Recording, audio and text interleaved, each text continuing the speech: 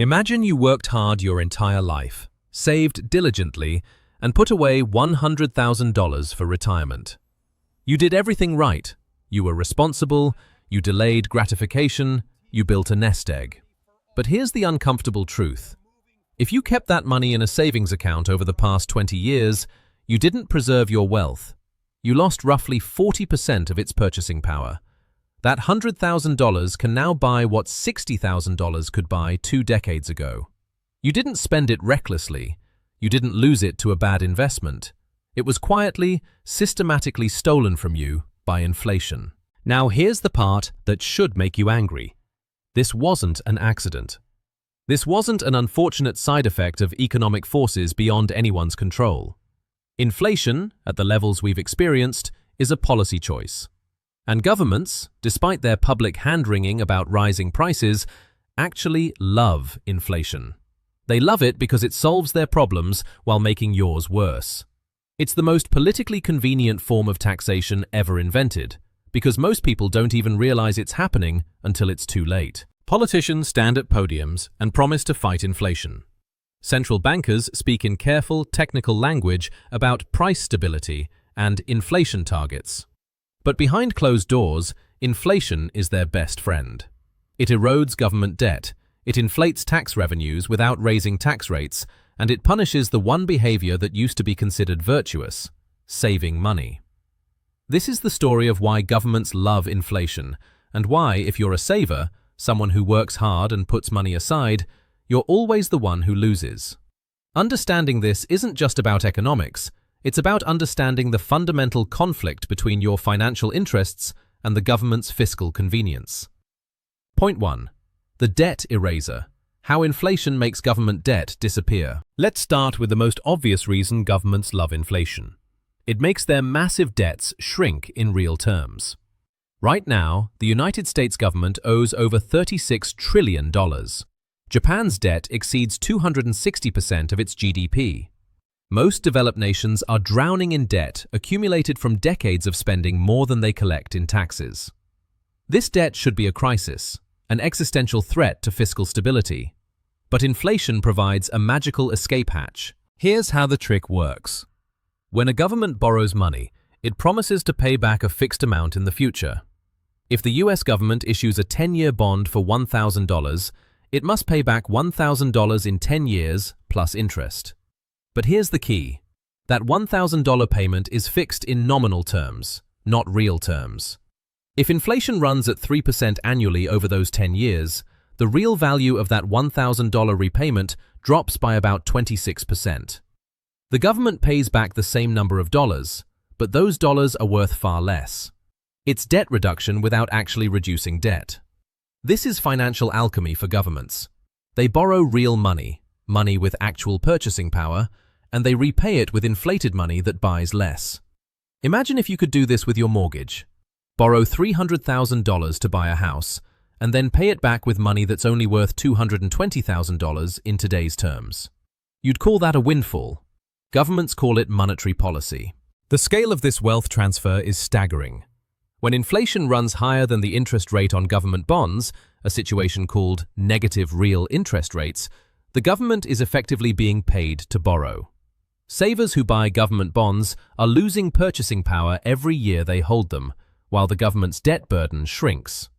During the high inflation period of 2021-2023, the US government saw the real value of its debt decline by hundreds of billions of dollars.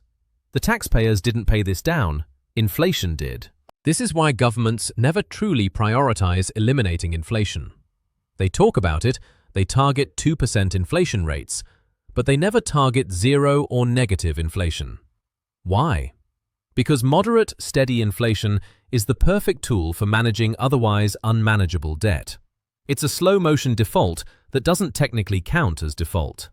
Bondholders get their money back, so there's no crisis, no panic, just a quiet erosion of value that most people don't notice until they try to buy something and realize how expensive everything has become. Point 2. The invisible tax increase, bracket creep, and revenue inflation. The second reason governments love inflation is even more insidious: It raises tax revenue without politicians ever having to vote for a tax increase. This happens through two mechanisms: bracket creep and the inflation of everything government taxes. Let's start with bracket creep. Most tax systems are progressive, meaning you pay higher tax rates as you earn more income. You might pay 10% on your first $10,000, 15% on the next $20,000, and so on. These brackets are set in dollar amounts. Here's the problem. When inflation raises prices and wages, your nominal income goes up even if your real purchasing power stays the same. You get a 4% raise that just keeps pace with inflation. You're no richer in real terms.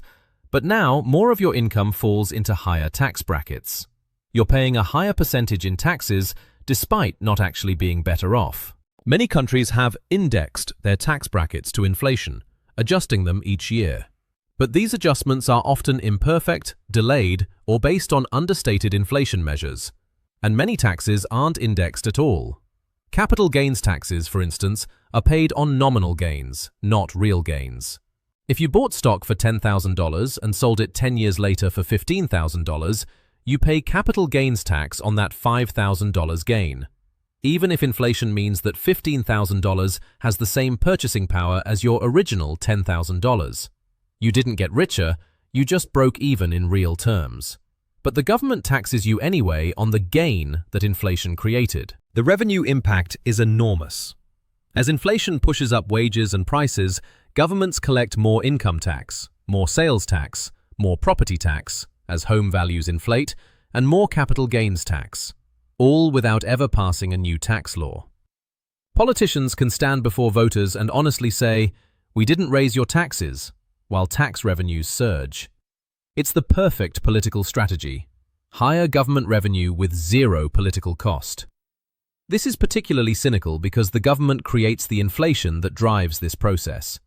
The same central bank policies and deficit spending that cause inflation also create the revenue windfall that governments harvest. They create the problem, then profit from it, while ordinary workers see their paychecks buy less even as the government takes a bigger slice. Point 3. The saver's punishment. Why your savings account is a losing bet. Now we come to the cruelest aspect of inflation: what it does to savers. For generations, saving money was considered not just financially prudent, but morally virtuous. You delayed gratification, you built a cushion for emergencies, you set aside money for your children's education or your own retirement. Saving was how responsible people secured their futures. Inflation has turned saving into a sucker's game. Consider a typical savings account today. In the United States, the average savings account pays around 0.4% interest annually. In Europe, rates are similarly low and in some cases negative. Meanwhile, even in low inflation periods, inflation runs at 2 to 3% officially, and often higher in reality when you account for how inflation is actually measured versus experienced. This means every year your money sits in a savings account, it loses 1.5 to 2.5% of its purchasing power. You're going backwards financially while doing exactly what you've been told is responsible. This is not an accident or a side effect, it's policy. Central banks deliberately keep interest rates low to stimulate the economy, which really means to encourage borrowing and spending rather than saving. The stated goal is to get money moving through the economy. The actual effect is to punish savers and reward borrowers. If you saved $50,000, you're losing purchasing power every year. If you borrowed $50,000, inflation is reducing the real value of what you owe. Think about the message this sends. The person who works 2 jobs, lives below their means, and saves $20,000 for emergencies is losing money in real terms every year.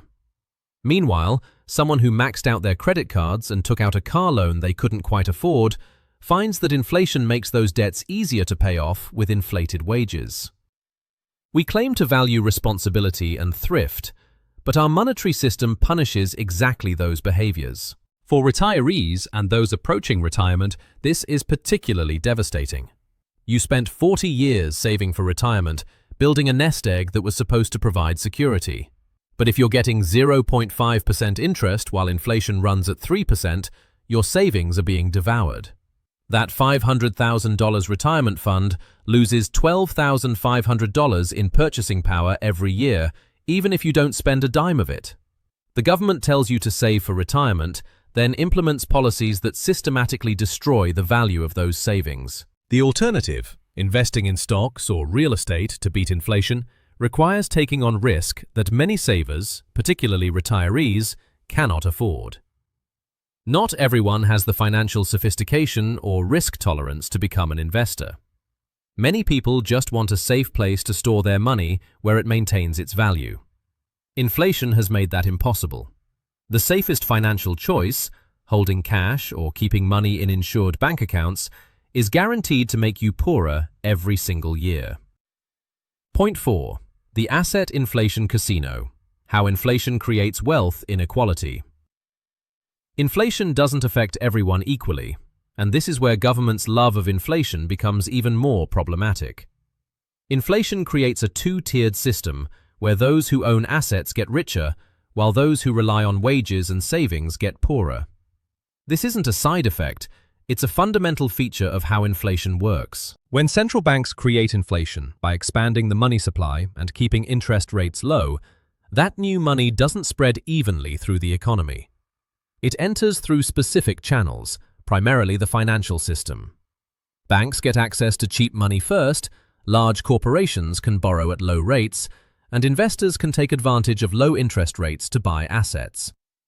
This flood of money drives up the prices of stocks, real estate, and other assets long before it shows up in the price of groceries or gas. If you own assets, a home, stocks, a business, you benefit enormously.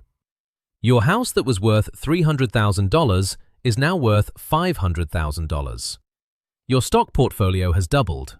On paper, you're much wealthier. But if you're a young person trying to buy your first home, or a renter whose salary hasn't kept pace with housing costs, you're locked out.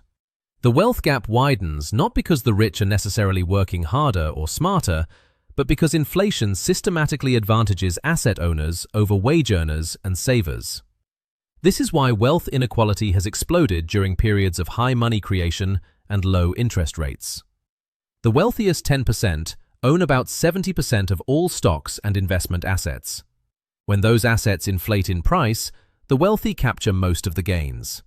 Meanwhile, lower and middle-income people, who typically hold most of their limited wealth in savings accounts or checking accounts, see that wealth eroded by inflation. Governments know this. They know that their inflation policies disproportionately benefit the wealthy.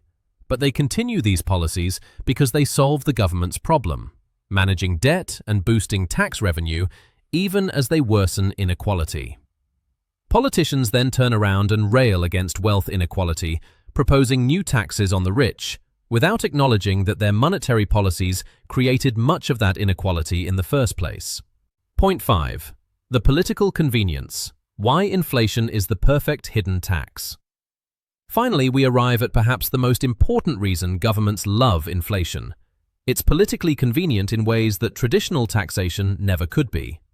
Raising taxes requires legislation, debate, and voter approval. Politicians must go on record supporting higher taxes, which makes them vulnerable at election time. Inflation requires none of this.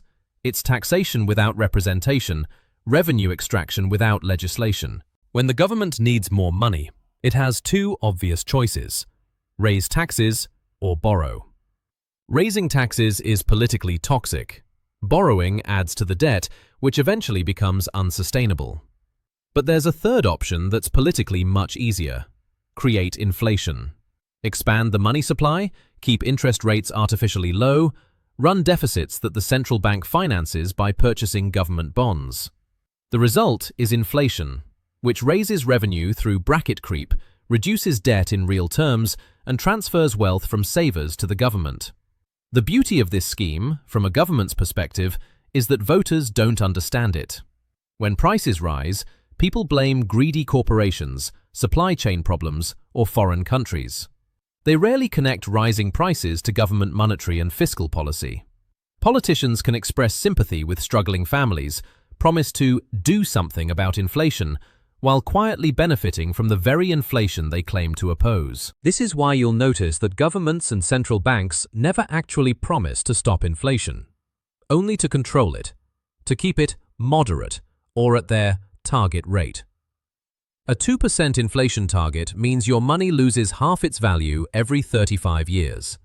That's not price stability, that's systematic wealth confiscation at a rate slow enough that most people don't revolt. It's the boiling frog strategy applied to monetary policy. The political genius is that the pain is diffuse and delayed, while the benefits to government are immediate and concentrated. A saver watching their purchasing power erode doesn't connect that erosion to specific government policies. But the government's debt reduction and revenue increases show up immediately in fiscal accounts. The costs are socialized and hidden.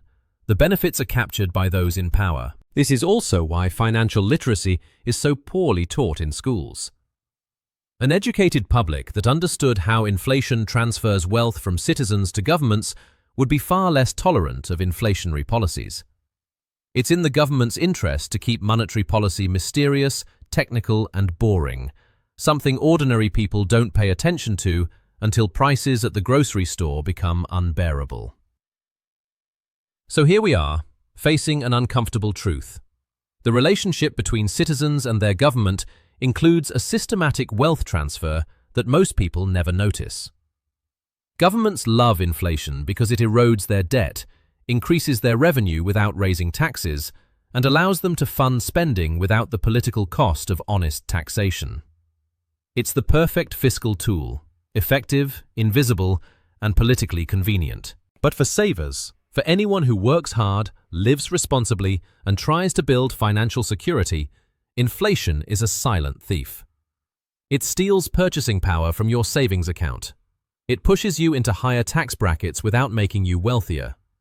It makes the assets you don't own unaffordable while enriching those who already have wealth. And it does all this while politicians promise to protect you from the very problem they're creating.